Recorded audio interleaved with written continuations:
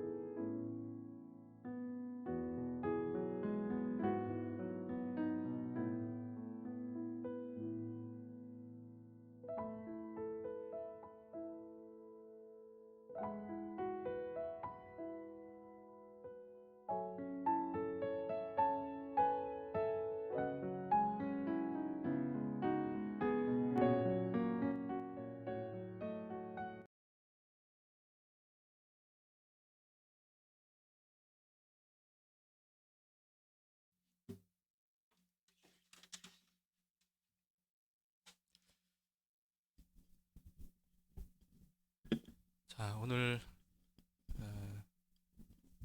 예배를 시작하기 전에요. 어젯밤에 일어난 참사에 대해서 여러분들이 아마 다 아시리라 생각이 됩니다. 할로윈 파티로 모인 젊은이들이 압사 사고가 일어났죠. 제가 볼 때까지만 해도 149명이 사망을 했다고 하는데요. 참 어처구니 없이 엄청난 참변이 일어났습니다. 참 우리가 이 일에 대해서 함께 좀 같이 기도하고 예배를 시작했으면 좋겠는데요. 아직 그 사망 소식을 듣지 못한 가족들이 사망 소식을 들을 때 얼마나 참 고통스럽고 힘들 것일까 하는 그런 생각이 듭니다. 더 이상 이 나라에 이런 일이 일어나지 않도록 기도해 주시고, 그리고 또 참변을 당하게 된 가족들마다 하나님께서 위로하시고 그 가정을 은혜 베푸시고 구원을 해주시기를 위해서 여러분 함께 기도하면 좋겠습니다. 그리고 지금 이 나라 전체가 뭐 어린이집, 뭐 유치원, 또 학원 할 거 없이 할로윈 파티를 뭐 안 하는 데가 없다고 제가 얘기를 들었습니다. 이게 참 어쩌다가 이게 이렇게 돼버렸는지 이런 생각이 드는데, 혹시 여러분 어린이집에 할로윈 파티를 할 때는 담임 목사로서 여러분들에게 좀 권하는 것은 아이를 그날은 보내지 않도록 하셨으면 좋겠다. 그런 결단을 하셨으면 좋겠다 하는 것을 말씀을 드리고 싶습니다. 자, 이 참변이 일어난 것에 대해서 우리가 같이 좀 안타까운 마음으로 잠시 기도하고, 그리고 오늘 주일 예배를 시작을 하도록 하겠습니다. 기도합시다. 하나님 아버지, 정말 주님 안에서 이렇게 있을 수 없는 일들이 일어난 것에 대해서 정말 가슴이 아픕니다.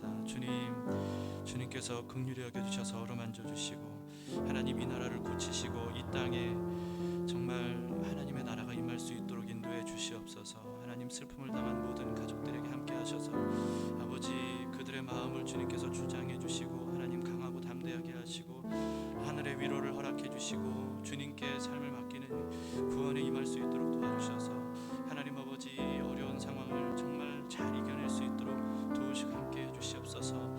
이 땅에 귀신 문화가 너무나도 많이 하나님 번창하고 있습니다. 주님, 그것을 긍휼히 여겨주고 불쌍히 여겨주셔서 아버지 하나님, 정말 새로워질 수 있도록 인도해 주시옵소서. 하나님, 도와주시기를 원합니다. 하나님 아버지, 이 참변에 대하여 주님께 하나님 안타까운 마음으로 기도하오니 주님께서 사고를 당한 모든 가족들을 강건하게 붙들어 주시고 하나님 위로해 주시고 하늘의 은혜를 베풀어 주시옵소서. 이 땅을 긍휼히 여겨 주시길 원합니다. 병든 이 땅을 주님께서 하나님 구원하여 주셔서 고쳐 주시고 새롭게 하시고 다시금 주님 앞으로 돌아오는 부흥의 은혜가 나타날 수 있도록 인도해 주시옵소서. 주일 예배를 드리오니 우리의 마음을 정결케 하시고 오직 주님만을 바라보게 하시고 생명의 근원이시고 우리가 평생 따라야 할 예수 그리스도를 바라보는 저희들 될 수 있도록 도와주시옵소서. 예수님 이름으로 기도합니다. 아멘. 우리의 삶을 주님의 뜻에 맡겨드리는 그런 고백을 드리도록 합시다. 기도하는 마음으로 주님의 뜻을 이루소서. 함께 찬양하겠습니다. 주님의 뜻을 이루소서. 고요한 중에 기다리니 진흙과 같은 날 빚으사 주님의 형상 만드소서. 주님의 뜻을 이루소서.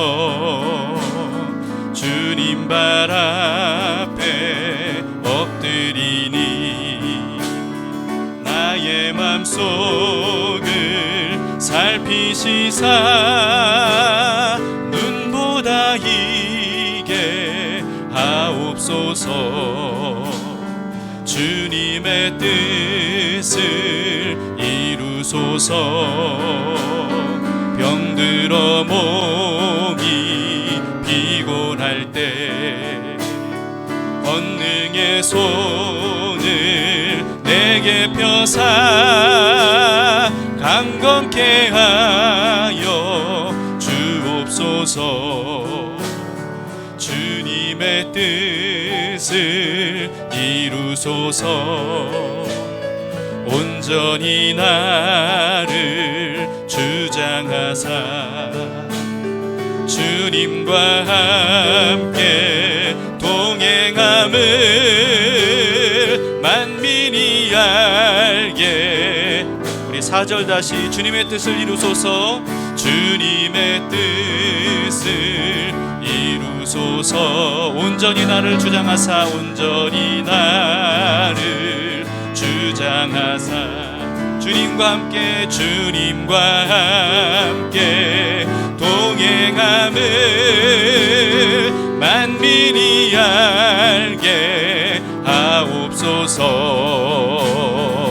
우리 주님을 찬양합시다. 내 평생 사는 동안, 내 평생 사는 동안 주 찬양하리. 여호와 하나님 내 주를 찬양하리. 주님을 묵상함이 즐겁도다. 내 영혼 주 안에서 참 기쁘리. 내 영혼아 주님을 송축하라.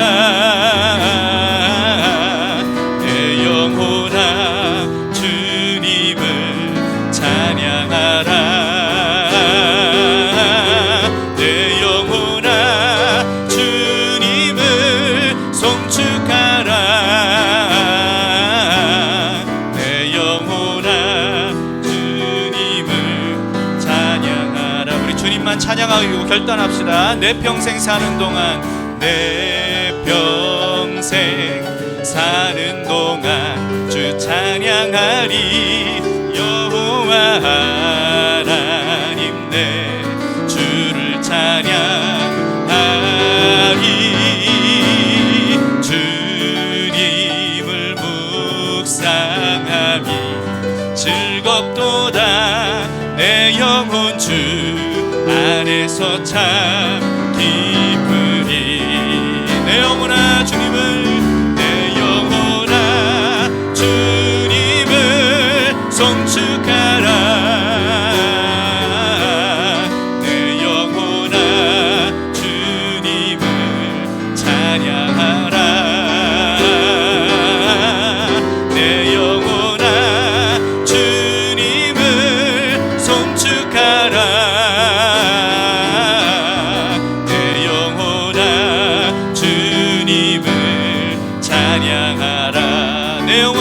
주님을 바라보라. 내 영혼아 주님을 바라보라.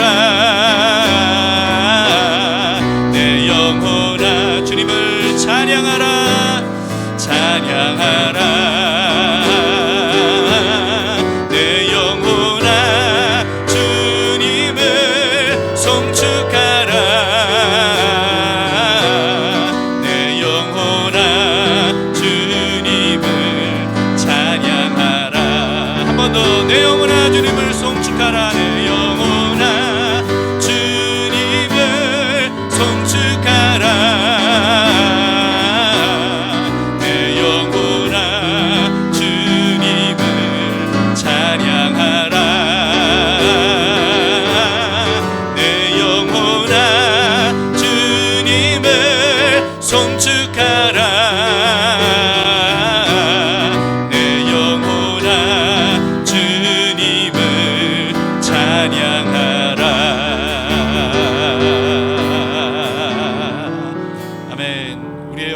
주님만을 찬양하고 주님만을 바라보고 주님만을 믿고 주님만을 의지하기를 바랍니다.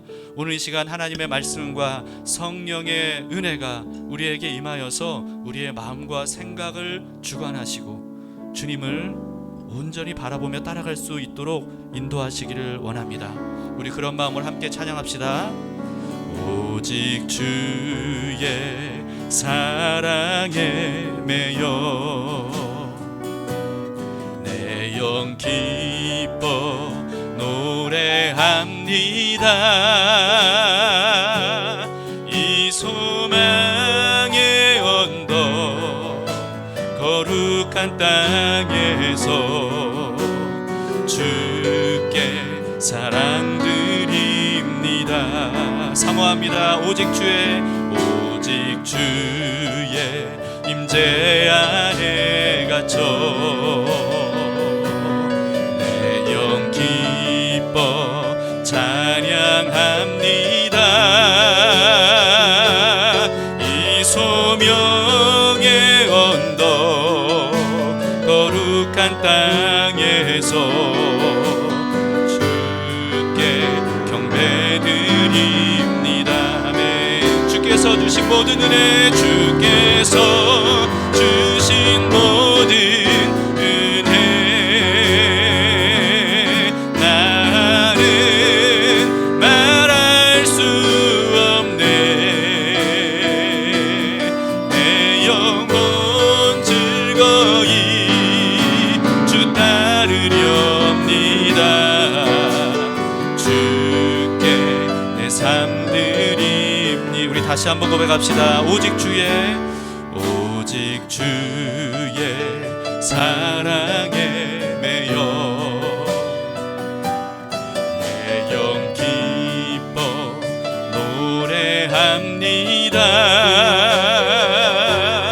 이 소망의 언덕 거룩한 땅에서 주께 사랑드립니다. 주께 사랑드립니다. 아멘. 오직 주의 임재 안에, 오직 주의 임재 안에 갇혀 내 영 기뻐 찬양합니다. 이 소명의 언덕 거룩한 땅에서 주께 경배드립니다. 아멘. 주께서 주신 모든 은혜, 주께서 주신 모든 은혜, 나는 말할 수 없네. 내 영혼 즐거이 주 따르렵니다. 주께 내 삶 드립니다. 주께서 주신 모든 은혜, 주께서 주신 모든 은혜, 다 말할 수 없습니다. 나는 말할 수 없네. 내 영혼 즐거이 주 따르렵니다. 주께 한 번 더 고백합시다. 주께서 주신 모든 은혜, 주께서 주신 모든 은혜, 나는 말할 수 없네.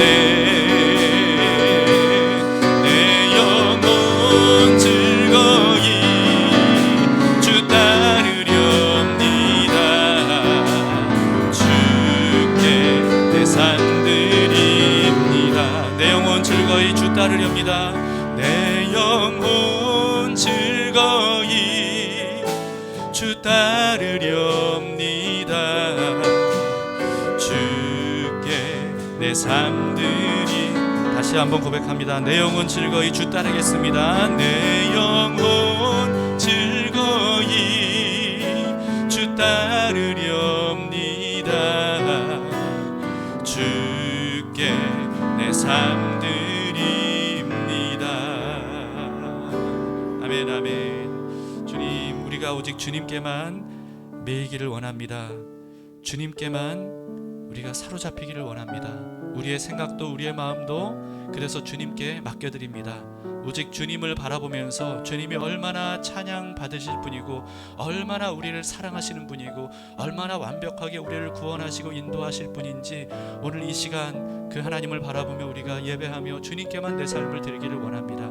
주님, 우리의 예배를 통하여서 우리의 삶을 인도하시고 우리의 삶의 주인이 되어주시고 우리의 삶을 다스리시는 왕이 되어 주시옵소서. 우리 함께 주님께 맡겨드리면서 함께 기도하시겠습니다. 하나님 아버지, 주님 앞에 나아갑니다. 주님을 의지합니다. 주님을 바라봅니다.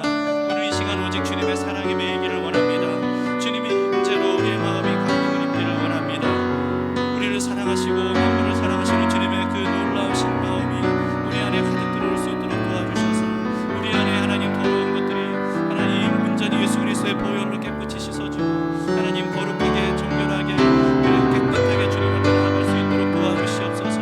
하나님 이 땅의 사람들과는 다른 삶을 우리가 살아야 될 텐데 하나님 오늘도 우리가 예배를 통하여서 그런 삶을 하나님 사모하고 주님께 우리의 삶을 맡겨드립니다. 주님 우리를 붙들어 주시기를 원합니다. 우리의 마음을 주님께서 하나님 강하게 붙들어 주시기 원합니다.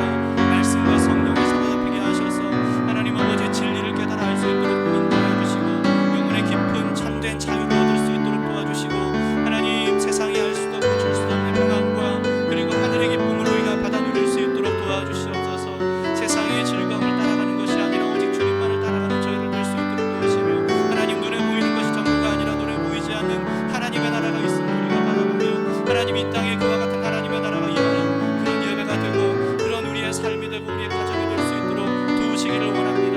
나아가서 이 나라 이 민족이 하나님의 나라가 임하는 하나님 그와 같은 놀라운 은혜를 베풀어 주시옵소서. 오늘도 주님만을 간절히 바라오니 주님 함께 하시고 인도하여 주시옵소서. 아버지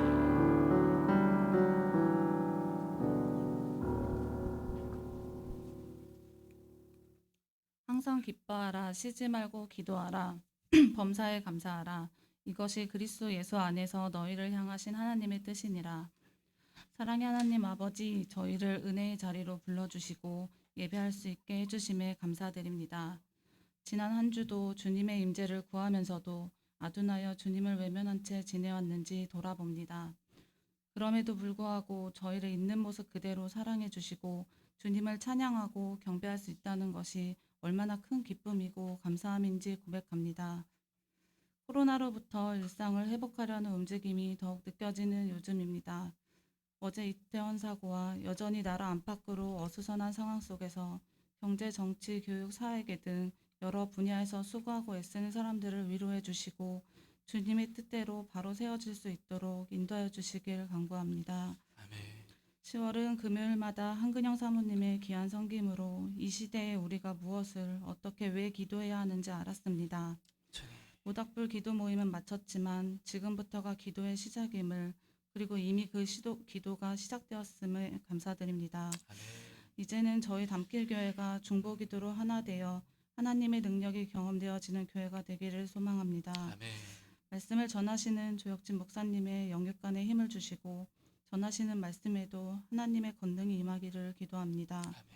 오늘은 오랜만에 담길교회 성도들이 가을 남풍 나들이를 갑니다. 모든 걸음을 인도하여 주시고 성도들에게도 감사한 시간이 될 수 있기를 바라며 준비한 손길에도 주님의 축복이 함께하길 기도합니다. 산빛문화예술학교를 통해 발달장애 아이들이 세상의 빛과 소금의 역할로 연합되어질 수 있도록 태국의 송영관 최문정 선교사님 가정이 주님의 사랑으로 축복의 통로로 사용되어지길, 대만의 박동성 유미란 선교사님의 문서 사역과 말씀을 따라 행하는 모든 사역을 축복해 주시고 하나님의 기쁨이 되는 가정이 될 수 있도록 기도합니다. 신령과 진정으로 예배드리는 예배자를 찾으시는 주님, 저희를 긍휼히 여겨주시고 성령 충만함으로 인도하여 주시길 바라며 이 모든 말씀 살아계신 우리 주 예수 그리스도의 이름으로 기도드렸습니다. 아멘. 주님.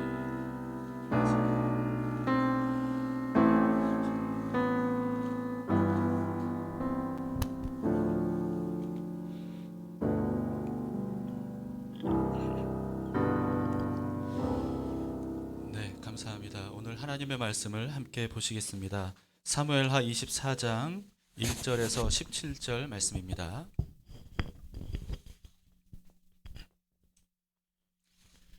네, 오늘 하나님의 말씀은 사무엘하 24장 1절에서 17절인데요. 9절부터 17절까지 읽도록 하겠습니다. 네, 9절부터 보여주시기 바랍니다. 9절부터 17절 우리 한 절씩 교대로 말씀을 보겠습니다. 요압이 백성의 수를 왕께 보고하니 곧 이스라엘에서 칼을 빼는 담대한 자가 80만 명이요 유다 사람이 50만 명이었더라. 다윗이 백성을 조사한 후에 그의 마음에 자책하고 다윗이 여호와께 아뢰되 내가 이 일을 행함으로 큰 죄를 범하였나이다. 여호와여 이제 간구하옵나니 종의 죄를 사하여 주옵소서. 내가 심히 미련하게 행하였나이다 하니라. 다윗이 아침에 일어날 때 여호와의 말씀이 다윗의 선견자 된 선지자 갓에게 임하여 이르시되 가서 다윗에게 말하기를 여호와께서 이와 같이 말씀하시기를 내가 네게 세 가지를 보이노니 너를 위하여 너는 그 중에서 하나를 택하라. 내가 그것을 네게 행하리라 하셨다 하라 하시니 같이 다윗에게 이르러 아뢰어 이르되 왕의 땅에 7년 기근이 있을 것이니까 혹은 왕이 왕의 원수에게 쫓겨 석 달 동안 그들 앞에서 도망하실 것이니까 혹은 왕의 땅에 사흘 동안 전염병이 있을 것이니까 왕은 생각하여 보고 나를 보내신 이에게 무엇을 대답하게 하소서 하는지라. 다윗이 갓에게 이르되 내가 고통 중에 있도다. 청하건대 여호와께서는 긍휼이 크시니 우리가 여호와의 손에 빠지고 내가 사람의 손에 빠지지 아니하기를 원하노라 하는지라. 이에 여호와께서 그 아침부터 정하신 때까지 전염병을 이스라엘에게 내리시니 단에서부터 부엘세바까지 백성의 죽은 자가 7만 명이라. 천사가 예루살렘을 향하여 그의 손을 들어 멸하려 하더니 여호와께서 이 재앙 내리심을 뉘우치사 백성을 멸하는 천사에게 이르시되 족하다 이제는 내 손을 거두라 하시니 여호와의 사자가 여부스 사람 아라우나의 타작 마당 곁에 있는지라. 함께 다윗이 백성을 치는 천사를 보고 곧 여호와께 아뢰어 이르되 나는 범죄하였고 악을 행하였거니와 이 양 무리는 무엇을 행하였나이까. 청하건대 주의 손으로 나와 내 아버지의 집을 치소서 하니라. 아멘. 네, 앉으시겠습니다.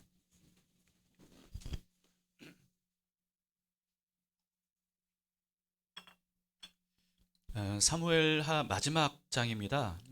사무엘 상하는 원래 한 권으로 되어 있었던 성경인데 편의상 두 권으로 나눠졌던 거거든요. 그렇기 때문에 이 사무엘하 24장은요 사무엘 상하의 결론 부분이라고 할 수 있어요. 그런데 이 결론 부분에 오늘 이 다윗의 인구조사에 대한 내용이 나왔다는 것은 굉장히 시사하는 바가 큽니다. 다윗이 인구조사를 했는데 그 인구조사한 것이 큰 죄였기 때문에 하나님께서 이스라엘에 굉장히 무서운 벌을 내리시는 것이 오늘 본문의 내용이죠. 이것은 단순히 어떤 다윗이 또 이런 잘못을 저질렀구나, 또 이런 그 하나님의 벌을 받았구나, 이것만을 의미하는 게 아닙니다. 이 내용은요, 이 사무엘하 마지막 장에 이렇게 배치된 게 굉장히 다분히 의도적이에요. 굉장히 중요한 영적 의미가 담겨져 있습니다. 그렇기 때문에 이 내용을 우리가 깊이 묵상을 하면서 하나님께서 이 말씀을 통해서 우리에게 도대체 뭘 말씀하고 싶으신 건지를 여러분들이 잘 생각해 보면서 오늘 말씀을 함께 보시면 좋겠습니다. 자, 본문의 1절을 보시겠습니다. 여호와께서 다시 이스라엘을 향하여 진노하사 그들을 치시려고 다윗을 격동시키사 가서 이스라엘과 유다의 인구를 조사하라 하신지라. 자, 이 말씀을 보면 이해가 안 가죠? 하나님이 이스라엘을 향해 진노하셨어요. 그래서 이스라엘을 치려고 하셨어요. 근데 치려고 하시려고 하다 보니까 다윗을 하나님이 격동시키셨다는 거예요. 그래서 이스라엘과 유다의 인구를 조사하도록 하나님께서 다윗을 격동시키신 것으로 이렇게 기록되어 있죠. 그러니까 여러분, 이게 참 이해할 수 없는 내용인데 하나님이 이런 분인가? 우리는 그렇게 생각할 수 있는데요. 이처럼 이해할 수 없는 어떤 구절을 맞이했을 때 우리가 그 말씀을 그냥 그 구절만으로 쉽게 판단해서는 안 됩니다. 이 구절이 도대체 무슨 뜻인지를 알기 위해서는요, 우리는 다른 성경들을 펼쳐볼 수 있어야 돼요. 왜냐하면 성경을 우리가 이해할 때 굉장히 중요한 방법인데요.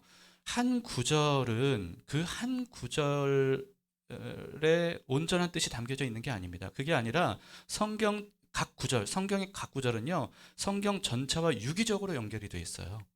그렇기 때문에 한 구절을 제대로 우리가 파악하고 이해하려면요, 반드시 성경 전체를 토대로 그 한 구절을 우리가 이해를 해야 됩니다. 그래야 제대로 우리가 분석을 할 수 있고 파악할 수 있고 분별할 수 있다라고 하는 것이죠. 이 구절도 마찬가지예요. 이 구절이 도대체 무슨 뜻일까? 이걸 가장 쉽게 알 수 있는 방법은 뭐냐 하면 이 다윗의 인구조사 사건을 기록한 다른 성경을 우리가 보면, 그러면 알 수가 있습니다. 다윗의 인구조사 사건은요, 역대상 21장에도 기록이 되어 있거든요. 자, 오늘 본문의 1절과 역대상 21장 1절이 어떻게 다른지 보세요.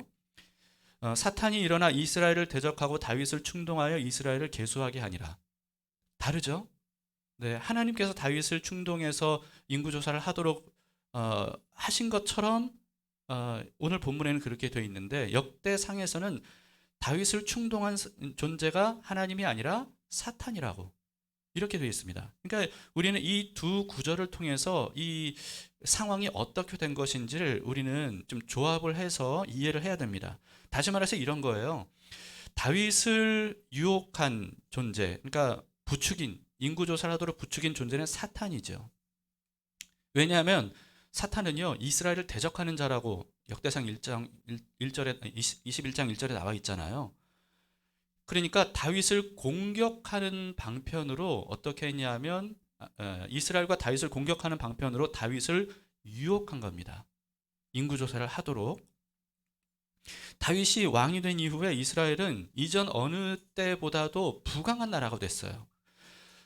그러다 보니까요, 이게 점차 다윗이 왕 위에 앉아서 왕으로서 나라를 다스릴수록 점점 나라가 부유해지고 강해지니까 이 다윗의 마음에 교만한 마음을 갖도록 사탄이 부추긴 거죠.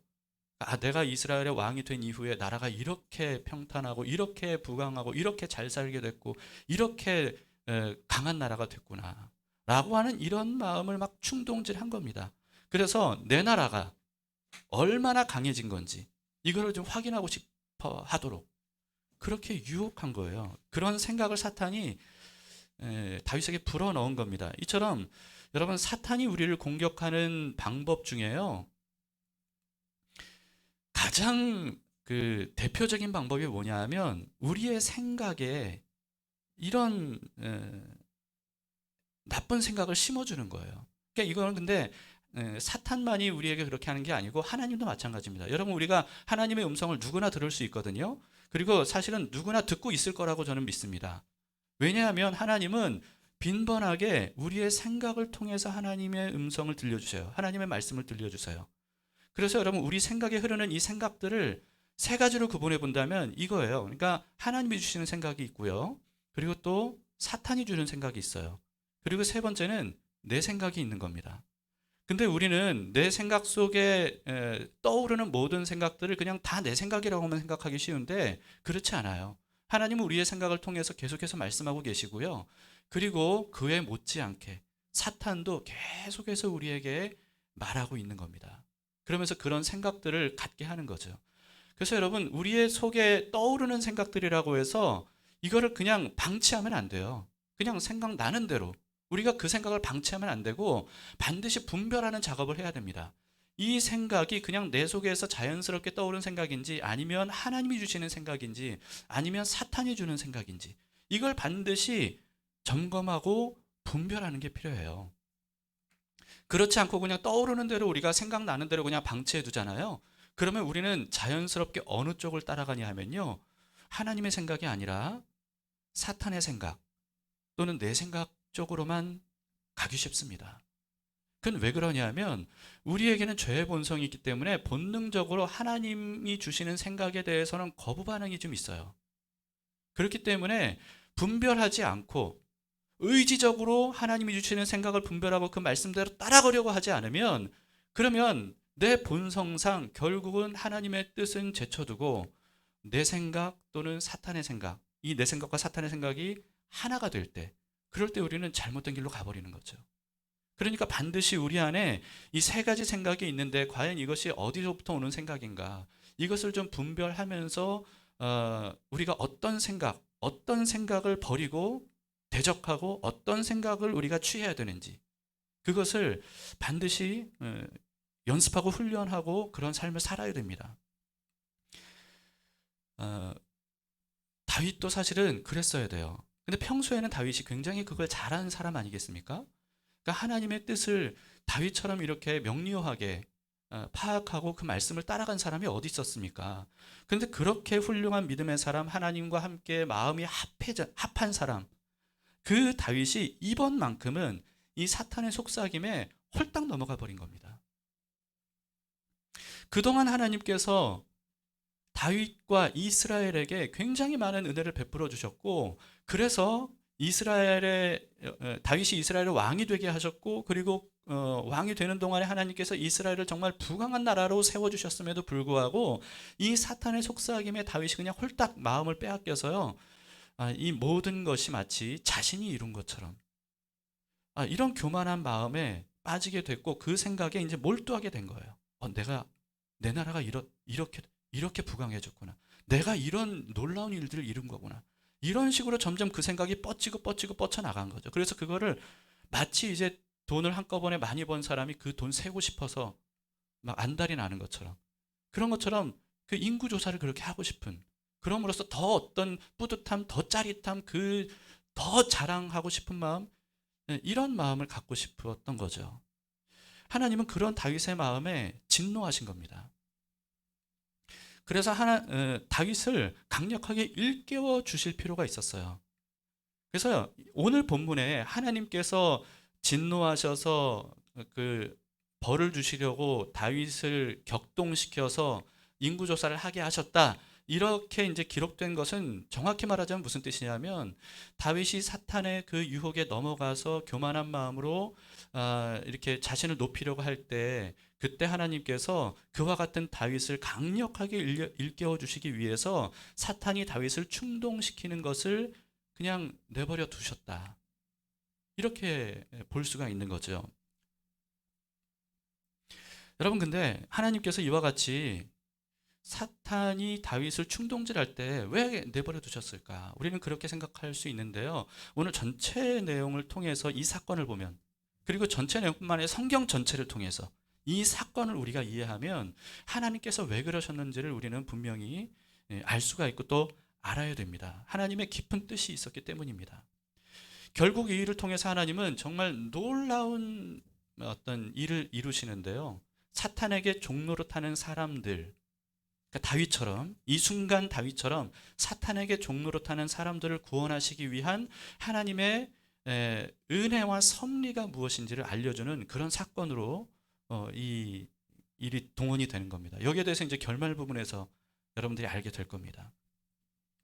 다윗은 이 인구조사를 빨리 하고 싶은 이 마음을 억제하지를 못해서요, 요압을 부릅니다. 그리고는 전 지역의 인구조사를 하게 되죠. 오늘 본문에는 이제 단에서 부엘세바까지 이렇게 되어 있는데, 성경에는 단에서 부엘세바까지라는 내용이 많이 나와요. 이건 무슨 뜻이냐면, 예전에도 제가 말씀드렸듯이 마치 우리나라 한반도를 일컬을 때 뭐라고 얘기해요? 백두에서 한라까지, 이렇게 표현하잖아요. 백두에서 한라까지. 이게 이제 한반도 전체를 의미하는 상징적인 표현 아니겠습니까? 그런 것처럼 단에서 부엘세바까지가 그런 뜻이에요. 단이 이스라엘의 최북단이고요, 부엘세바가 이스라엘에 거주할 수 있는 최남단, 부엘세바거든요. 그러니까 단에서 부엘세바까지는 이스라엘 전 지역을 일컫는 말입니다.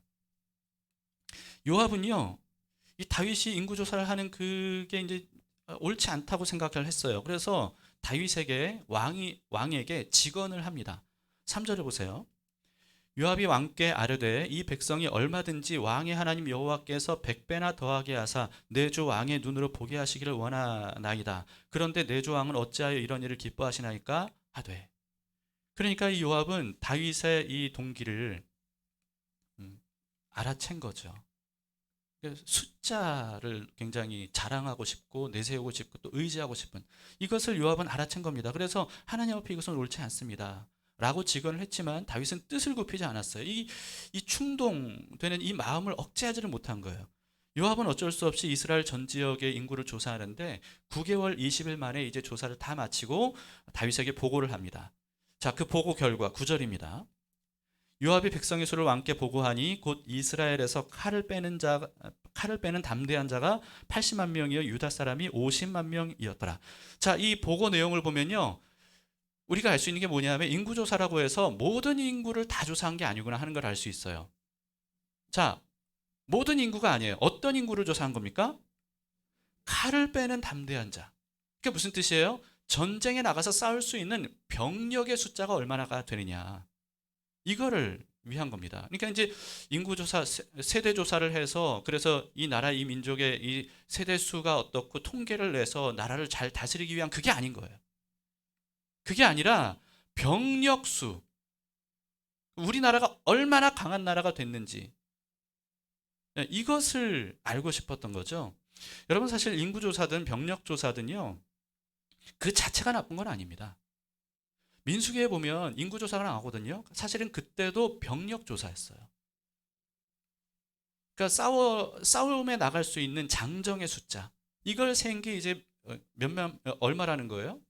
60만 명 됐다 그러잖아요. 이제 출애굽한 이스라엘 장정들이 60만 명. 그리고 또 가나안 땅에 들어갈 때도 비슷한 숫자였죠. 그래서 민수기라고 하는 말이 뭐냐면요, 백성민 숫자, 백성의 숫자라고 하는 뜻이거든요. 왜냐하면 민수기에 이렇게 인구를 조사하는 부분이 2번 나와요. 그러니까 그 일은 하나님이 직접 명하신 겁니다. 무슨 뜻이냐면 인구조사든 병력조사든 그 자체가 문제가 되는 건 아니라는 거예요. 문제가 되는 건 뭡니까? 다윗이 이와 같이 인구조사를 하는 그 동기가 문제였다는 거예요. 그 동기. 사실 모든 일이 그래요. 물론 어떤 행동, 어떤 일 자체가 잘못된 것도 있지만, 그러나 그게 아니라 일 자체는 사실은 중립적인데 그 일을 하는 동기가 어떠냐에 따라서 이게 달라지는 경우가 상당히 많이 있습니다. 우리도 마찬가지죠. 다윗은요, 하나님께서 이루신 일을 마치 자기가 이룬 일처럼 여겼던 거예요. 그리고 그것을 자랑하고 싶은 거예요. 그리고 다윗은 그동안 하나님을 의지했던 것과는 달리 이번만큼은 이상하게, 이게 이제 그래서 부유한 게 굉장히 참 큰 유혹입니다. 부강한 게 굉장히 큰 유혹이에요. 이번만큼은 이 부강한 자신의 나라의 군사력을 의지하고 싶은 마음, 그게 이제 컸던 거죠. 하나님은 출애굽한 이스라엘 2세대들이 이제 앞으로 가나안 땅에 들어가게 돼서 그 땅에서 왕을 세울 때 반드시 지켜야 될 3가지를 말씀해 주셨습니다. 시간상 3가지를 다 말씀드릴 수 없고요. 2번째가 뭐냐면 절대로 이스라엘은 왕이 병력을 많이 둬서는 안 된다, 이렇게 말씀하셨어요. 신명기 17장 16절입니다. 그는 병마를 많이 두지 말 것이요 병마를 많이 얻으려고 그 백성을 애굽으로 돌아가게 하지 말 것이니 이는 여호와께서 너희에게 이르시기를 너희가 이후에는 그 길로 다시 돌아가지 말 것이니라 하셨음이며, 이렇게 말씀하시죠. 자, 여러분, 사실 병력 증강은 모든 나라 모든 민족의 굉장히 중요한 이 국방 아니겠어요? 병력을 강하게 하는 거, 병력 숫자를 늘리는 거, 이거는 모든 그 나라의 국방에 굉장히 가장 기초적이고 가장 중요한 일입니다. 그런데 하나님은 그것을 금하신 거예요. 왜 그렇죠? 다른 모든 이방 나라와 이스라엘은 달라야 되기 때문입니다. 다른 모든 나라들은 병력을 의지하더라도 이스라엘은 병력이 아니라 하나님만을 의지하는 그런 나라가 되도록 선택하셨어요. 여러분, 하나님은요, 심지어 가나안 땅 정복을 시작한 여호수아에게 이렇게까지 명령을 하셨습니다. 여호수아 11장 6절입니다. 여호와께서 여호수아에게 이르시되 그들로 말미암아 두려워하지 말라. 내일 이맘때에 내가 그들을 이스라엘 앞에 넘겨주어 몰살시키리니 너는 그들의 말 뒷발의 힘줄을 끊고 그들의 병거를 불사르라 하시니라. 이 무슨 뜻이냐면 가나안 사람들과의 전투에서 내가 이기게 해주겠다. 그럼 이기면 전리품을 취하죠. 전리품 중에 가장 참 굉장히 중요한 전리품이 사실은 뭐냐 하면요, 이 말, 병거, 이거예요. 특히나 이 당시에 이스라엘 백성들에게는 변변한 무기가 없었어요. 그도 그럴 것이 430년간이나 이 노예 생활을 했던 이스라엘 백성들, 그리고 40년 동안 이 광야 생활을 했던 이스라엘 백성들에게 무슨 무기가 있겠어요. 그런데 하나님께서 가나안 땅 사람들과의 전투에서 그들의 말을 빼앗게 하시고 그들의 병거를 빼앗게 하시면, 병거는요, 이게 굉장한, 이 당시에는 정말 엄청난 그 무기거든요. 그러니까 그것을 빼앗으면 이걸 어떻게 하겠어요? 사실 적극 활용해야죠. 근데 하나님은 지금 뭐라고 말씀하세요? 그렇게 빼앗은 말들, 병거들 폐기 처분하라고 하시는 거예요. 폐기 처분. 오늘날로 치자면 이런 거예요. 적에게 빼앗은 수많은 미사일들, 전투기들, 엄청난 무기들, 최첨단 장비들, 이런 것들을 사용하지 못하게 아예 다 폐기 처분하라, 이런 명령입니다. 여러분, 이건 상식적이지 않죠. 이거는 정말 말도 안 되는 명령입니다. 그런데 하나님은요, 이스라엘만은 그런 무기를 절대로 의지하지 않도록 명령하신 거예요. 왜? 그럼으로써 군사력이 아니라 오직 하나님께서 그런 무기가 다 없어도 모든 전쟁을 이기게 하시는 살아계시는 하나님이시다. 그 하나님이 살아계시고 이스라엘과 함께 하시고 그 하나님이 말도 안 되는 이 전쟁에서 이기게 하시는 분이다 라고 하는 것을 알려주시기 위해서입니다. 이스라엘에게뿐만 아니라 모든 열방에 그 사실을 알려주시기 위함이죠. 그럼으로써 하나님이 진짜 유일한 살아계신 신이고 다른 신은 다 가짜고, 그래서 하나님의 존재, 그리고 하나님의 능력, 권세, 하나님의 주권, 이런 것들을 열방에 나타내심으로써, 그럼으로써 모든 열방의 모든 사람들, 모든 민족들이 그런 이스라엘에 나타나신 하나님을 보고 진짜 하나님이심을 믿고 하나님께로 돌아와서 하나님께 구원을 얻도록 하는 것, 이것이 하나님의 뜻이에요. 그러니까 여러분, 하나님께서 이스라엘에게 내가 이기게 해줄 테니까 무기를 그냥 이렇게 다 의지하지 말고 다 버려라, 이거는 이스라엘만을 위한 게 아니었다는 거예요. 하나님이 애초에 아브라함과 이스라엘을 선택하셨던 이유와 목적이 뭡니까? 그런 이스라엘을 통해서 하나님께서 열방을 구원하시는 거예요. 그러니까 이스라엘을 통해서 하나님이 진짜 신이라는 것을 나타내 보여주셨어야 되는 겁니다. 그 가장 강력한 것이 바로 무기 없이도 이기는 그거였다는 거예요. 하나님께서 다윗을 선택하시고 그 다윗에게 복을 주셨던 이유도 다윗의 그 통치를 통해서 하나님이 임하시고 하나님이 다윗을 통해 행하시는 일들이 만방에 선포되도록 함으로써 열방이 하나님의 존재를 깨닫고 돌아오도록 하는 것, 이게 다윗을 선택한 목적이었단 말이죠. 이렇게 말들의 뒷 힘줄을 끊고 그리고 병거를 완전히 불태워라 라고 하는 이와 같은 여호수아에게 하신 이 말도 안 되는 이런 명령에 여호수아는 순종했습니다. 순종했기 때문에 가나안 땅을 이기고 정복할 수 있었던 거예요. 그런데요, 여호수아 외에 이 명령에 순종한 유일한 사람이 있었어요. 그 사람이 누굴까요? 다윗이에요. 다윗도 이 말씀에 순종했고 성경에 기록된 여호수아 외에 유일한 사람이었어요. 자, 사무엘하 8장 3절 4절을 보세요. 네, 3절에 이런 전쟁이 일어나서 다윗이 쳤어요. 4절을 보세요. 그에게서 마병 1700명과 보병 2만 명을 사로잡고 병거 100대의 말만 남기고 다윗이 그 외의 병거의 말은 다 발의 힘줄을 끊었더니. 이걸 통해서 우리는 뭘 알 수 있어요? 사실 이 당시에 다윗 때에도요, 무기가 변변히 없었어요. 사울이 왕이었을 때 칼과 창을 가진 군사가 단 2명밖에 없었어요. 왕과 요나단 왕자. 두 사람만 무기가 있었어요. 나머지 이스라엘 그 군사들은 그럼 뭐 가지고 싸운 거예요? 농기구 들고 싸운 거겠죠. 농기구 들고 막대기 들고 뭐 이런 걸 가지고 전쟁에 나가서 싸웠던 겁니다. 그러니 여러분, 다윗이 사울의 뒤를 이어서 왕이 됐을 때 무슨 변변한 무기가 있었겠어요. 그런데도 불구하고 엄청난 대승을 거두었고요. 그런데 그렇게 승리를 통해 얻은 이 말과 병거들을 다윗이 단호하게 폐기 처분한 거예요. 왜 그렇죠? 하나님을 전적으로 믿었던 거죠.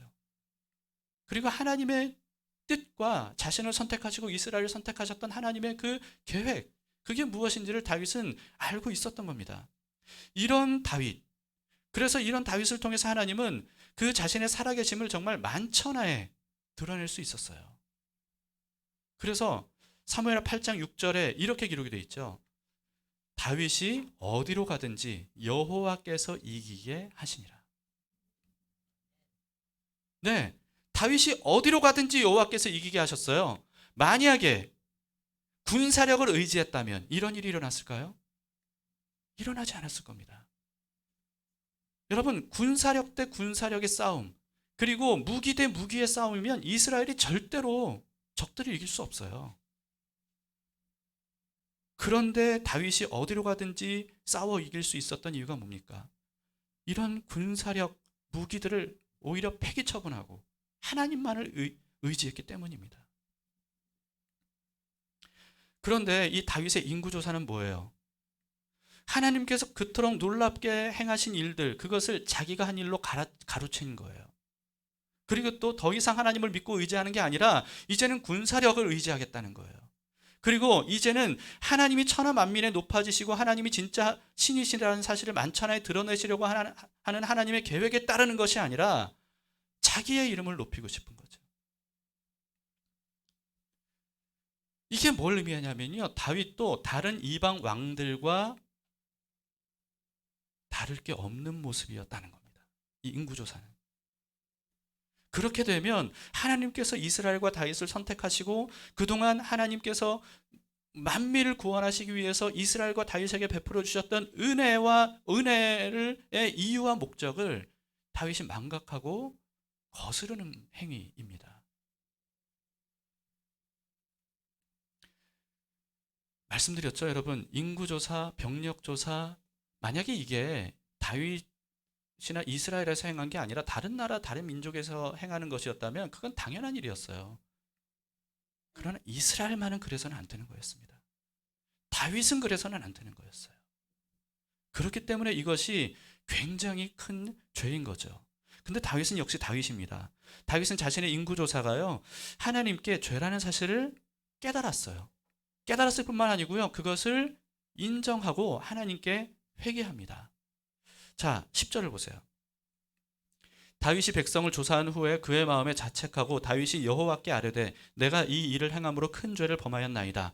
여호와여, 이제 간구함나니 종의 죄를 사하여 주옵소서. 내가 심히 미련하게 행하였나이다 하니라. 자, 다윗이 고백하죠. 하나님께 자백합니다. 그런데 뭐라고 자백합니까? 자기가 행한 일이 그냥 죄가 아니래요. 무슨 죄예요? 큰 죄예요. 자신이 행한 일이 그냥 미련하게 행한 일이 아니래요. 어떻게 미련하게 행한 일입니까? 심히 미련하게 행한 것이래요. 여러분은 어떻게 생각하세요? 다윗의 인구조사가 그렇게 큰 죄인가요? 그렇게 심히 미련하게 행한 건가요? 우리는요, 이게 얼마나 큰 죄인지를 깨달아야 됩니다. 이걸 알아야 돼요. 만약에 지금도 이해가 안 되신다면요, 정말 깊이 성경을 묵상하되 여기만 보고 묵상하시면 안 되고요, 창세기부터 계시록까지 면밀하게 여러분들이 전체를 통해서 하나님께서 이루시고자 하는 일이 무엇이었는지, 인류가 어떤 상태였는데 하나님께서 그런 인류를 구원하시기 위해서 이스라엘을 선택하셨고 다윗을 선택하셨는데 그 이유와 목적이 무엇인지, 그런데 그런 상황에서 다윗이 범한 이 인구조사가 얼마나 심각한 죄인지 우리는 그것을 깨달아 알아야 됩니다. 그래야 우리가 다윗 같은 잘못을 저지르지 않게 되는 거예요. 다윗의 죄가 큰 죄라면요, 정말 오늘날 교회, 우리도요, 사실은 인지하지 못해서 그렇지 굉장히 많은 큰 죄를 저지르고 있는 겁니다. 우리는 얼마나 숫자에 민감합니까? 우리가 얼마나 숫자를 의지합니까?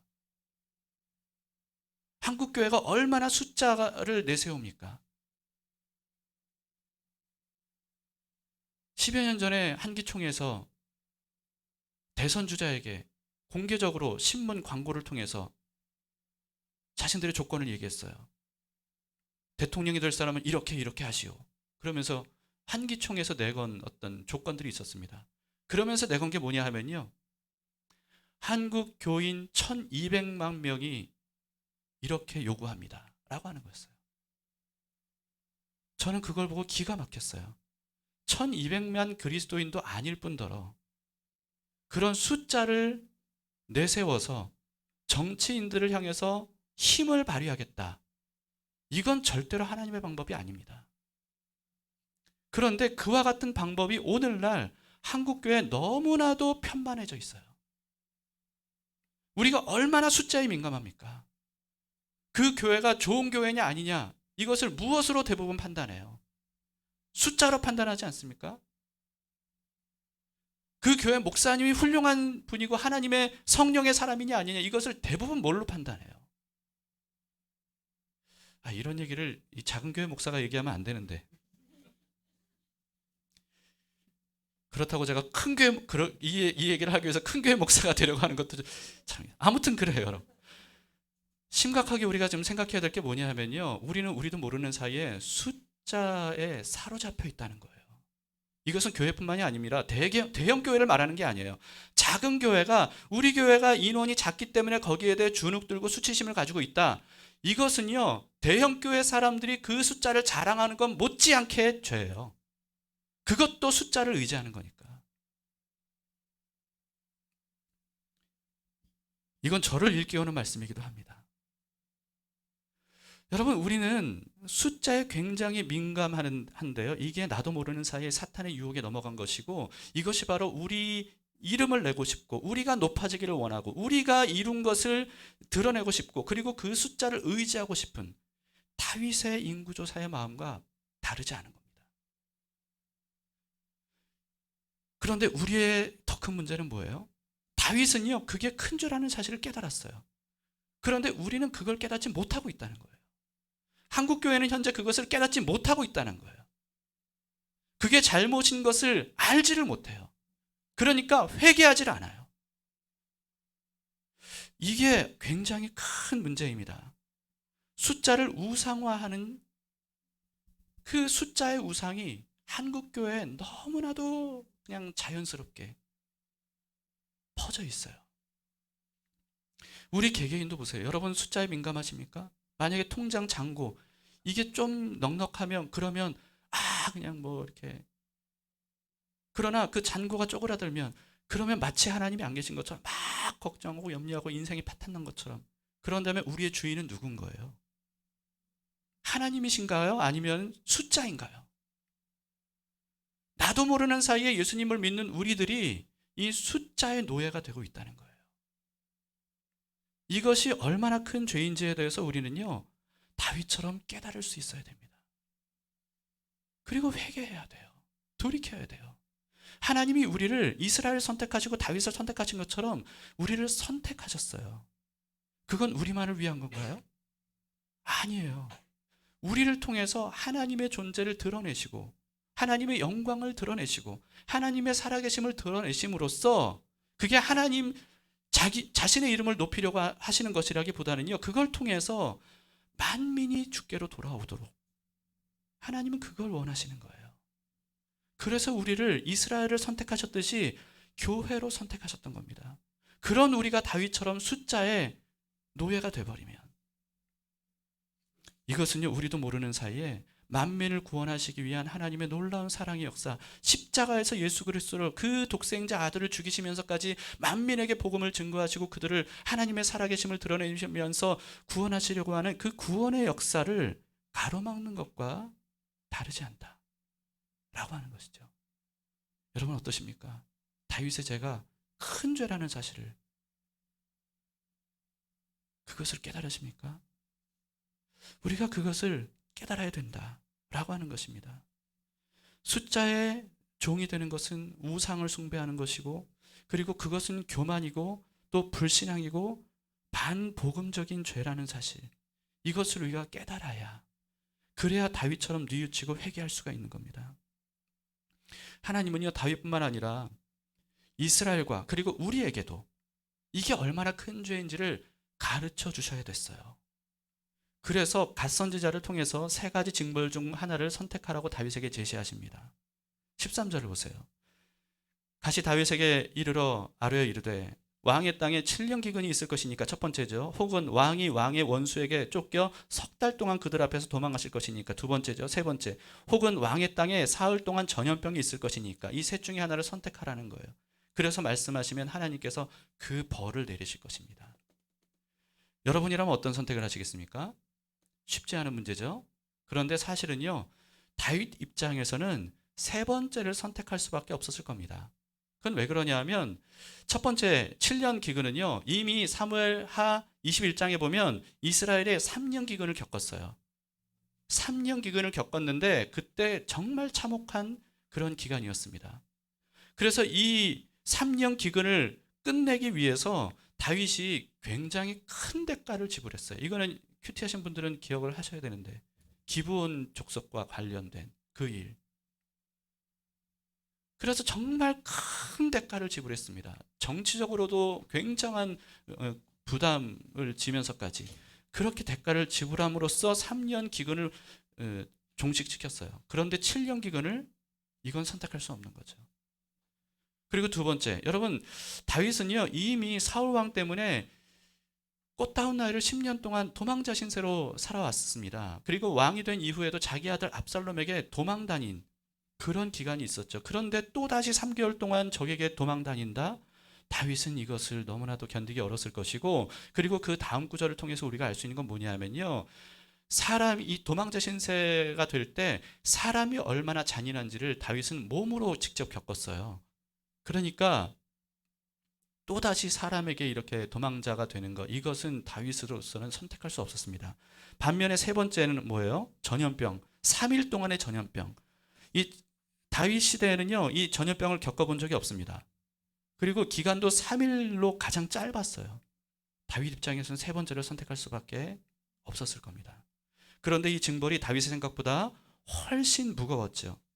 단에서 부엘사바까지 인구조사를 했더니 단에서 부엘사바까지 전역에 이 전염병이 삽시간에 다 퍼져나가 버렸습니다. 그리고는 7만 명이 죽었어요. 여러분 코로나가 전 세계를 뒤덮었는데요, 가장 맹위를 떨쳤을 때보다 비교할 수 없이 높은 사망률입니다. 엄청난 사망률이에요. 단기간에. 다윗이 믿고 의지했던 숫자, 병력, 이 숫자가 줄어드는 재앙이 일어나게 된 겁니다. 이를 통해서 다윗은요 자신의 죄가 얼마나 큰 죄인지를 몸으로 깊이 체감할 수밖에 없었을 겁니다. 이스라엘의 전역에 재앙을 내렸던 천사가 이번에는 예루살렘을 향해서 가면서 칼을 빼들었어요. 예루살렘을 멸하기 위해서 갈 때 그때 하나님께서 천사에게 중단 명령을 내리십니다. 16절. 천사가 예루살렘을 향하여 그의 손을 들어 멸하려 하더니 여호와께서 이 재앙 내리심을 뉘우치사 백성을 멸하는 천사에게 이르시되 족하다, 이제는 내 손을 거두라 하시니 여호와의 사자가 여부스 사람 어디였어요? 아라우나의 타작 마당 곁에 있는지라. 여러분 아라우나의 타작 마당 기억하세요? 천사가 재앙을 멈춘 것이 어디였다고요? 여부스 사람 아라우나의 타작 마당이었다는 겁니다. 그런데 거기에 천사가 칼을 빼들고 있다가 하나님의 명령으로 멈춘 상태일 때 다윗이 그 재앙의 천사를 봤다고 합니다. 참 희한하죠? 봤다고 해요. 그리고는 이 재앙의 천사를 통해서 얼마나 엄청난 재앙이 이 나라에 임했는지를 보고 가슴이 너무나도 아픈 거예요. 그래서 하나님께 간청합니다. 뭐라고 간청하죠? 17절. 다윗이 백성을 치는 천사를 보고 곧 여호와께 아뢰어 이르되 나는 범죄하였고 악을 행하였거니와 이 양 무리는 무엇을 행하였나이까? 청하건대 주의 손으로 나와 내 아버지의 집을 치소서 하니라. 백성을 더 이상 치지 마시고 이 인구조사를 한 것은 저 아닙니까?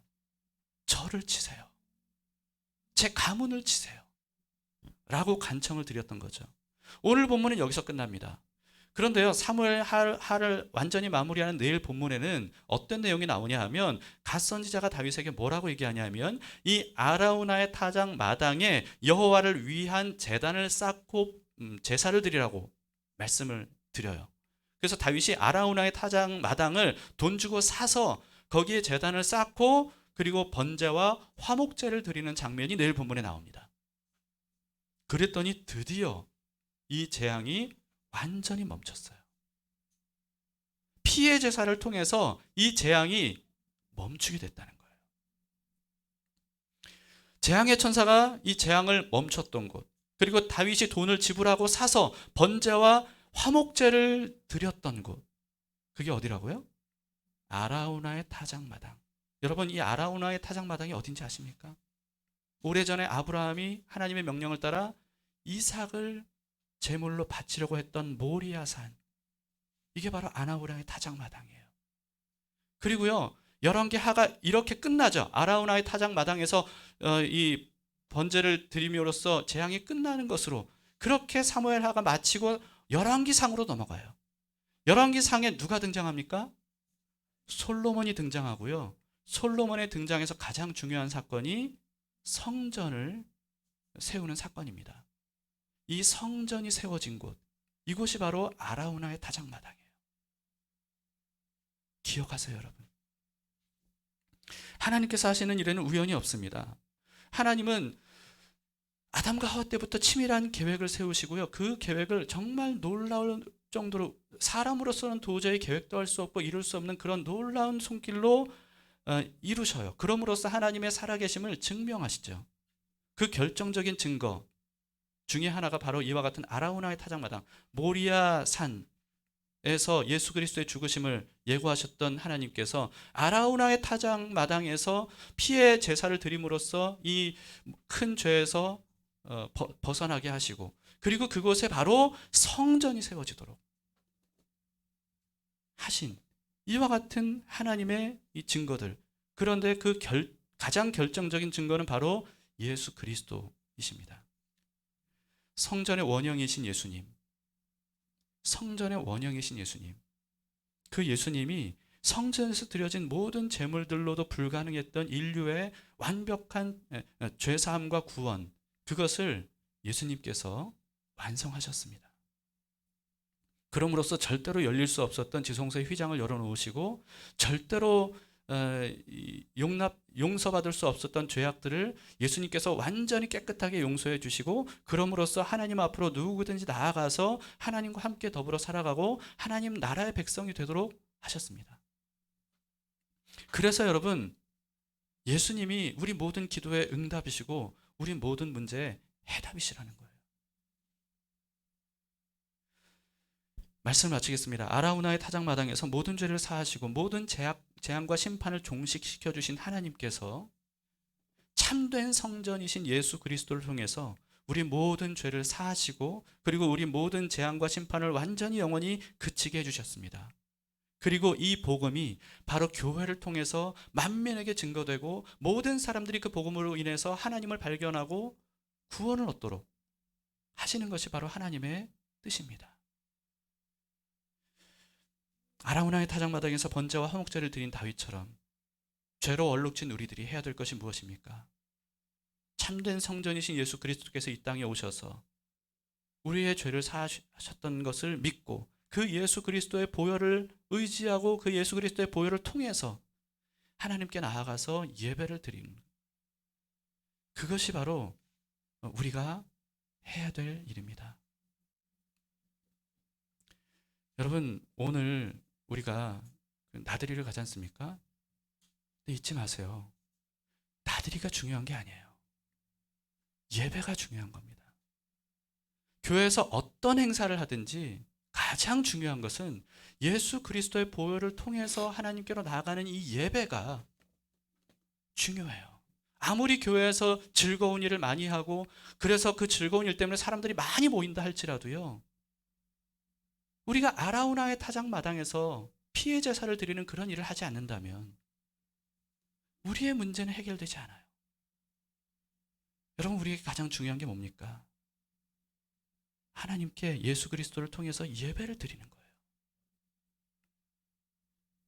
그래서 다른 어떤 것에도 이 예배를 빼앗기지 않겠다, 이런 마음을 여러분들이 굳게 가지시기를 바랍니다.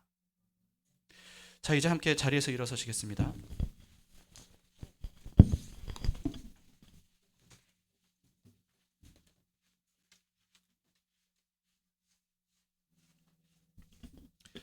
우리 함께 우리의 마음과 우리의 믿음을 고백하도록 합시다. 주 예수보다 더 귀한 것은 없습니다.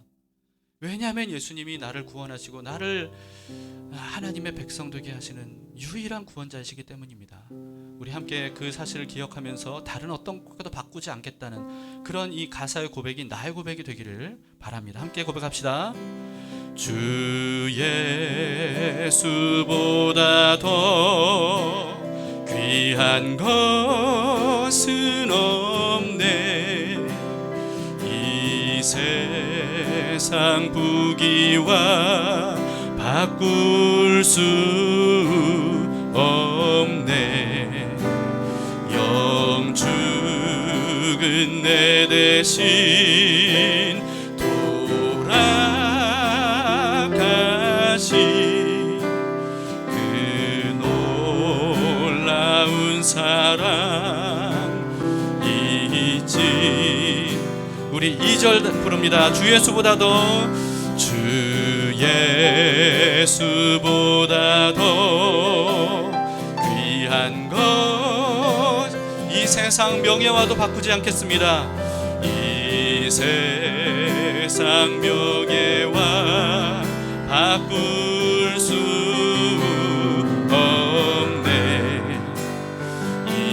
이전에 즐기던 세상 일도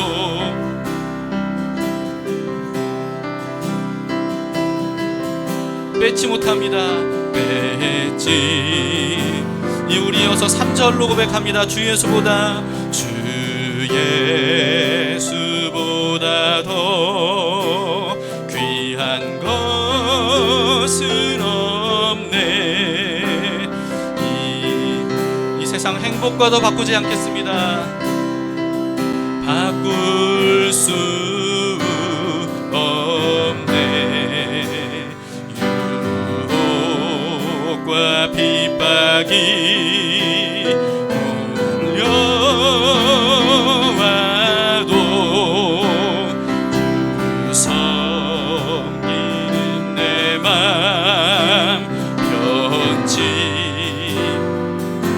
함께 믿음으로 고백합시다. 세상 즐거움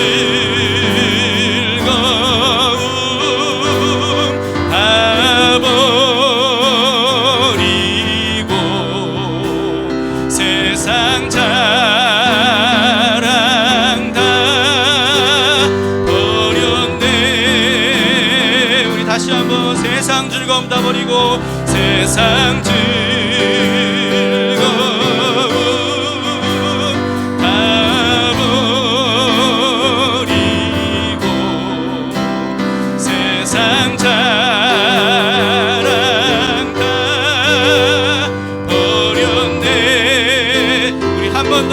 결단하며 세상 즐거움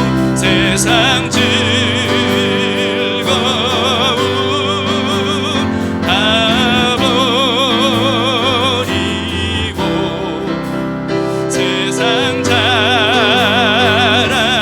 다 버렸네. 주 예수보다 더 귀한 것은 없네. 예수 밖에는 없네. 우리 말씀을 생각하시면서 우리 같이 이 가사의 고백대로 주님 내 마음에 결단합니다. 주님 외에 다른 것을 의지하지 않겠습니다. 내 명예, 내 이름을 내는 것, 내가 자랑하는 것, 숫자, 돈, 평수, 교회 인원, 주님 그런 것을 의지하지 않겠습니다. 주님께 선택받은 사람답게 오직 하나님께서 나를 통해 행하시는 일들을 보기를 원합니다. 주님 내려놓을 때 주님이 이루어 주시옵소서. 주님이 행하여 주시옵소서. 살아계심을 나타내 보여 주시옵소서. 함께 그런 마음으로 간절히 주님께 기도하도록 합시다. 기도하겠습니다. 하나님 아버지, 오늘 말씀을 통하여서 우리를 깨우쳐 주시니 감사합니다. 주여, 우리는 어리석어서 하나님 정말 사단의 유혹에 넘어가는지도 모르게 넘어갈 때가 참 많이 있습니다. 사기를 당하는 줄도 모르고 사기를 당할 때가 참 많이 있습니다. 속임수인 줄도 모르고 그것을 따라서 하나님 아버지 우리가 종로로 타는 경우가 참 많이 있습니다. 아버지 하나님, 우리의 이 무지함, 연약함, 어리석음을 주님께서 긍휼히 여겨주시고 다윗처럼 심히 미련하게 행한 우리들을 주님께서 사하여 주시기를 원합니다. 아버지 하나님, 이것이 얼마나 잘못된 것이고 얼마나 하나님의 뜻을 거스르는 것이고 하나님이 만민을 구원하기 위해 행하시고자 하시는 일들, 하나님 우리가 얼마나 큰 죄를 저지른 것인지 우리가 그들을 알기를 원합니다. 이제 우리가 그런 마음을 품지 않고 하나님께서 이스라엘 선택하시고 다윗을 선택하셨듯이 우리를 선택하셨던 그 이유와 목적을 따라 우리가 정말 하나님만을 의지하고 바라보면서 하나님이 행하시는 일들을 볼 수 있도록 도와주시옵소서. 우리의 눈을 떠서 주님이 얼마나 신뢰할 만한 분이고 얼마나 믿을 만한 분인지를 더욱 따라갈 수 있도록 도와주시기를 원합니다. 주님께 우리의 삶을 맡겨드릴 때 하나님께 우리의 산을 강건한 손으로 붙드시고 사랑의 손길로 인도시고 살아계신 하나님의 놀라운 섭리를 통하여서 이끌어가시는 것을 하나님 우리가 직접 보기를 원합니다. 그런 경험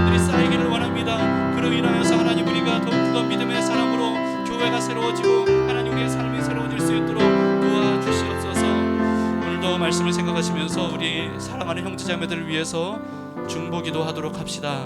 하나님 만나 주시옵소서, 회복시켜 주시옵소서, 치유하여 주시옵소서. 함께 기도하겠습니다.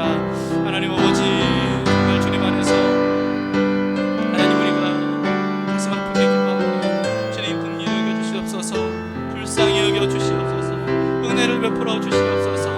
나음을 입게 하시고 회복이 있게 하시고 하늘의 위로를 얻게 하시고 하나님의 하늘의 소망을 품고 나아갈 수 있도록 도와주시기를 원합니다. 이 땅 위에서 주님께서 하나님 우리의 삶을 회복시켜 주시고 함께 하시는 것을 볼 수 있도록 도와주시옵소서. 삶이 하나님 막막할지라도 하나님 절망 중에 소망을 주시는 하나님을 발견할 수 있도록 도우시고 이 땅에서 하나님이 행하시는 일들을 볼 수 있도록 주님 도와주시옵소서. 아버지 하나님, 정말 여러 가지 고통과 어려움 속에 쌓여있는 그들의 부르짖음을 주님께서 긍휼히 여겨주시고 하나님 아버지, 이제 은혜를 베풀어 주셔서 나음을 입고 우리가 함께 중보기도 하오니 예수님의 이름으로 기도하는 우리들의 기도에 응답해 주심으로써 하나님께서 우리를 얼마나 사랑하시고 우리의 기도에 하나님 귀를 기울이고 계시는지를 우리 모두가 함께 바라볼 수 있도록 주여 도와주시옵소서. 속히 회복되기를 원합니다. 속히 돌아오기를 원합니다. 속히 나음을 입기를 원합니다. 속히 치유가 되기를 원합니다. 속히 하나님의 손길을 임하기를 원합니다. 하나님 아버지, 주님께서 함께 하셔서 주님의 은혜를 하나님 우리가 발견하게 하시고 무엇보다도 강하고 능한 주님의 그 은혜의 손길이 하나님 곳곳마다 닿아질 수 있도록 주여 도와주셔서 오늘도 우리 가운데 함께 하시는 주님을 바라봅니다.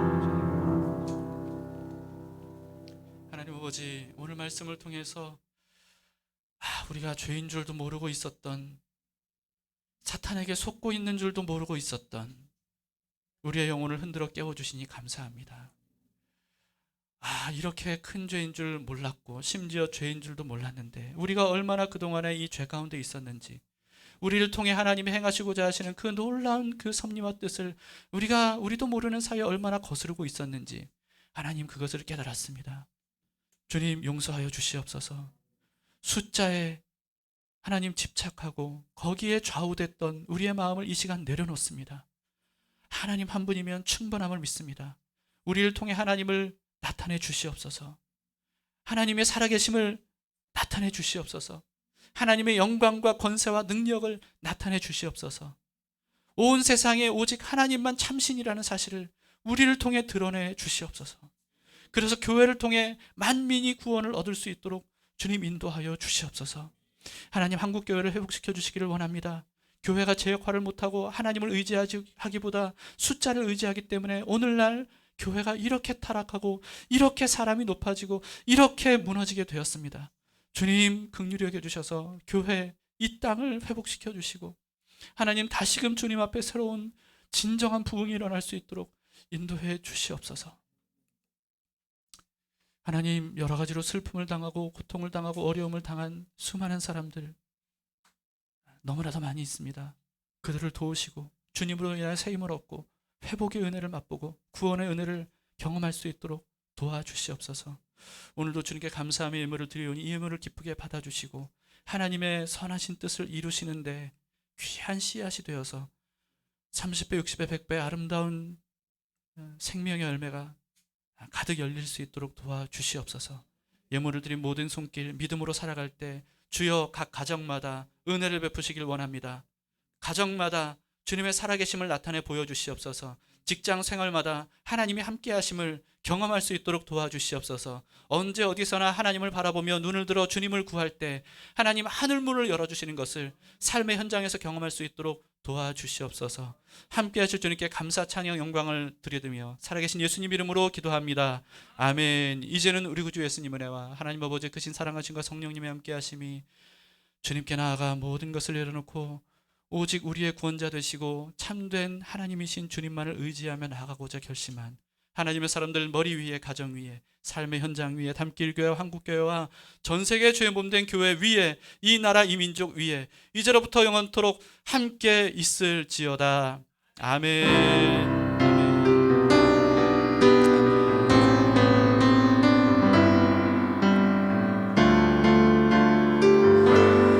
자, 우리 하나님께 우리 박수로 찬양합니다. 감사합니다.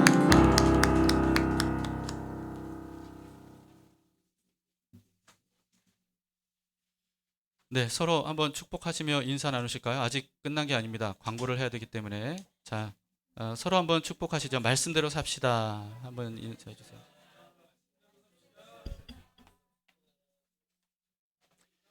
네, 광고 드리겠습니다. 예배 직후에 대공원, 인천대공원 캠핑장으로 출발을 하는데요. 자세한 내용은 전체 광고가 끝난 이후에 나들이 가시는 분들만 함께 모여서 다시 광고를 드리도록 하겠습니다. 그 다음에요. 네, 모닥불 기도 모임이 정말 하나님의 은혜 가운데 하나님께서 정말 많은 은혜를 베풀어 주셨는데, 이어서 이번 주 금요일부터 저녁 8시에 중부기도 모임을 시작을 합니다. 기도 배운 대로 여러분 중부기도자가 돼서 함께 해주시길 바랍니다. 중부기도 용사들 이번 주 금요일 저녁 8시부터 교회에 모이니까요. 누구든지 오셔서 함께 기도하도록 합시다. 자, 그리고 이번 주에 생일 맞이한 우리 자매님이 계시는데, 우리 이혜정 자매님, 우리 함께 다 같이 축복합시다. 생일 축하합니다. 생일 축하합니다. 사랑하는 혜정 자매, 생일 축하합니다. 네, 하나님의 은혜와 사랑이 혜정 자매와 그 가정에 임하시기를 축복합니다. 네, 그리고요. 네, 저는 이번 주 목요일에 중앙대 기도학생회 목요 예배 설교차 다녀옵니다. 청년들에게 필요한 말씀을 잘 전할 수 있도록 여러분 중보 기도해 주시기를 바랍니다. 네, 그리고요. 네, 10월에 책수다 독서 토론은 좀 늦게 하게 됐어요. 11월 13일 다음 주 주일입니다. 10월 독서 토론인데 좀 늦었죠. 다음 주에 하니까요. 여러분 남은 기간 동안에 책 못 읽으신 분들은 읽어보시고 같이 책수다 독서 토론에 함께 참여해 주시기를 바랍니다. 그리고 11월, 12월 읽은 책은 또다시 이번에 로이드 존스 목사님의 부흥이라고 하는 책입니다. 이 책은 영적 침체와 더불어서 로이드 존스 목사님의 대표작이라고 할 수 있는데, 사실 그동안에 두꺼워서 제가 이 책을 추천을 못했다가 얼마 전부터 이제 두꺼운 책도 뭐 두 달에 하면 되지 뭐 이렇게 생각해서 제가 선정을 했는데, 내년은 우리 담길교회 부흥의 해가 되기를 소망하는 마음으로 이제는 이 책을 읽을 때가 되었다 하는 그런 생각이 들더라고요. 그래서 모닥불 기도 모임을 통해서 하나님께서 우리에게 기도의 불을 붙여주셨는데, 부흥으로 나아갈 수 있도록, 이거는 우리 교회가 큰 교회 되기를 바란다는 뜻이 아니고, 진정한 부흥은 그게 아니라는 사실을 이 부흥의 책을 여러분들이 보시면 아실 수 있을 겁니다. 외부의 사람들이 교회로 들어오는 게 부흥이 아니고요, 내부에서 불타오르는 게 부흥이라는 거예요. 이 책을 여러분들이 꼭 읽으셔서 부흥이 뭔지를, 진정한 부흥이 뭔지를 깨닫고, 그리고 왜 부흥이 필요한지를 알고, 그래서 우리가 함께 부흥을 사모하는 마음으로 내년에 정말 하나님의 부흥 주실 것을 함께 한 마음으로 간구하는 그런 한 해가 되기를 바랍니다. 꼭 함께 이 책을 읽어주시고, 책 구입을 어떻게 해야 될지 모르시는 분은 저에게 말씀해 주시면 제가 대신해서 구입을 해드리겠습니다. 네, 그 다음 11월에도 이제 내일 모레부터 11월이 시작이 되는데, 11월에도 하나님과 함께 말씀으로 동행하도록 합시다. 자, 그리고 오늘 이렇게 우리 담길교회 예배 함께 처음 참여하신 분이 계시는데 환영합니다. 네, 잘 오셨습니다. 네, 한번 좀 짤막하게 소개 좀 부탁드려도 될까요?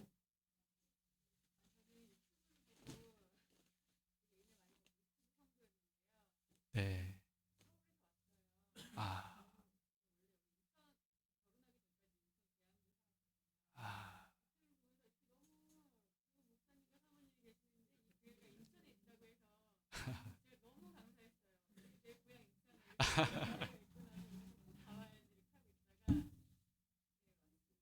아, 너무 반갑습니다. 네, 감사합니다. 잘 오셨습니다. 네, 오시는 분에게 드리는 저 기념품을 또 준비를 못했는데, 네, 끝나고 좀 이렇게 전달해드리면 좋겠습니다. 네, 이렇게 만나 뵙게 돼서 너무 감사하고, 하나님 안에서 우리는 한 가족입니다. 네, 축복합니다. 자, 이제 여러분 그 예배를 마쳤고 광고도 다 마쳤고요. 일단 나들이 모임을 위해서 이제 함께 좀 반드시 여러분들에게 전달해 드려야 될 내용들이 있는데, 먼저 이제 또 참여하지 못하시는 분들도 계시잖아요. 그래서 가실 분들은 가시고, 함께 여기서 또 인사 나누실 분들은 함께 인사 나누는 시간 한 3분 정도 드릴 테니까 인사 나누시고 난 다음에 가실 분들 다시 여기에 착석해 주시면 제가 안내를 해드리도록 하겠습니다.